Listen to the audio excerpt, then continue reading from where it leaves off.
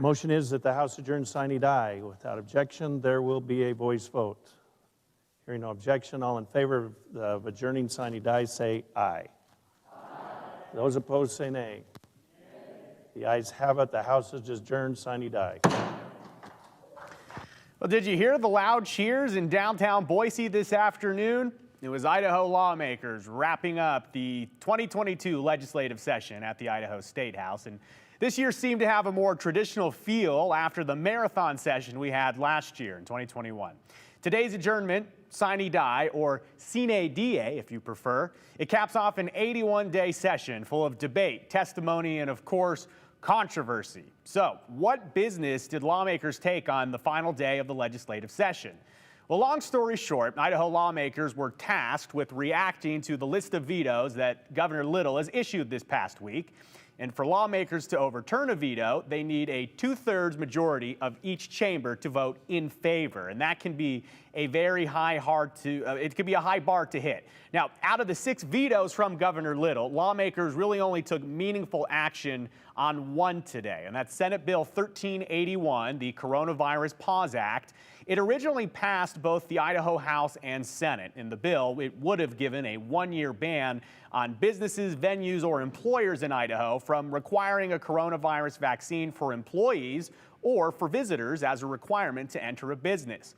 Now, the law, the idea, it was popular among most lawmakers, but Governor Little said in his veto letter that the legislation, quote, significantly expands government overreach into the private sector. So he said no. But because the bill passed in the Idaho Senate, the campaign to overturn the veto began there this afternoon. And leading into the day, State House sources had told me that they were concerned about having enough vetoes to overturn the vote or the signature there from Governor Little. Now, those concerns ended up being a reality as the Senate voted 21-14 in favor of the veto. And while that is a majority, it is not a 2/3 majority needed to overturn the veto. Now, an interesting note from that vote today, Senate Bill 1381 appears to have lost support in the Idaho Senate since the vote to pass it originally back on March 15th. Now, that day, March 15th, the Senate voted 24-11, which is more than 2/3. But again, today,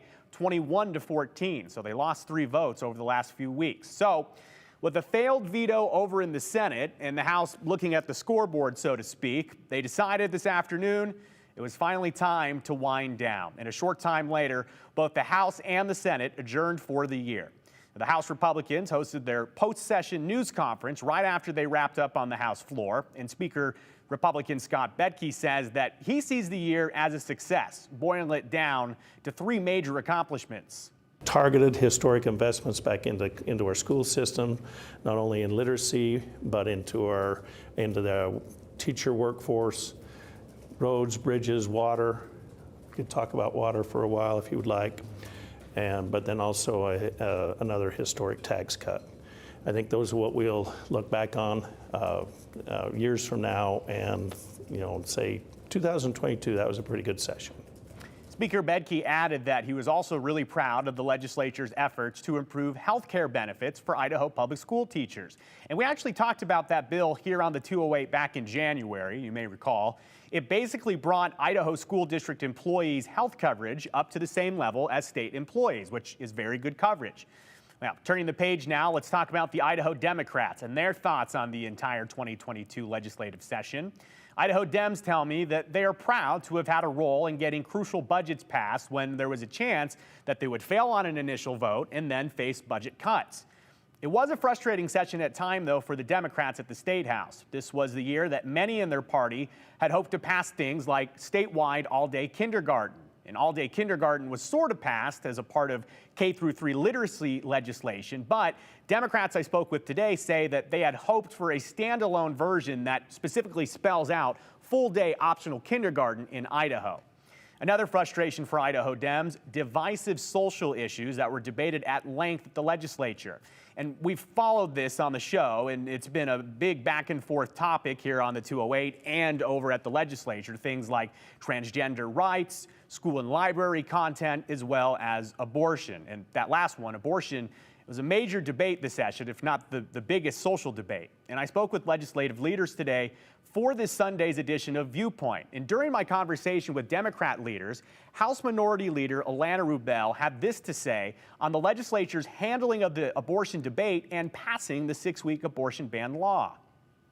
Frankly, I am just very disappointed in the legislature for passing this because to me, no matter how pro-life you are, how strongly you feel about the abortion, whether it should be legal, I think there are certain bounds of decency that should not be crossed. Just because you're pro-life doesn't mean you have to vote for every single bill that pertains to abortion and making it illegal. If someone brings a bill saying you get to pull a woman's toenails out if she has an abortion, no, that crosses the bounds of human decency. If someone says you get to go burn a doctor's house down if he performs an abortion, no, that crosses the bounds of human decency.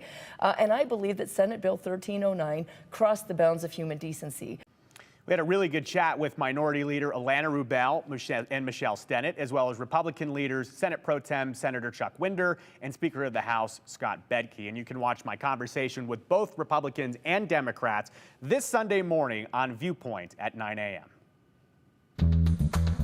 Well, before the Idaho House adjourned for the year, Representative Alana Rubel took a moment to say goodbye in a rhyme of her own. Mr. Speaker, it's time now to sine die. To primaries, many must fly. I wish more were returning, but for home you are yearning. To those leaving, we'll miss you. Goodbye. A nod there to Betsy Russell and all the legislative limericks we've seen over the last 2 weeks. So we've heard a lot about the term today, sine die, but what does it mean and why do we use it in Idaho? So, very literally, sine die is a Latin term meaning without day, and it's actually an adverb meaning without any future date being designated. So basically, it's a modifier for the word adjourn. As for why we use it in the state of Idaho, it's not used everywhere. That's just the way it's done here in the Gem State. If you've ever listened to any debate, you know how formal and proper lawmakers are with their language. It's likely the same reason that they refer to the governor as the gentleman on the second floor, or the way that lawmakers refer to each other during debate as good gentleman or good lady. You know, very proper. It's just the way things are done down there. So for now, we'll sine die with our coverage from the State House.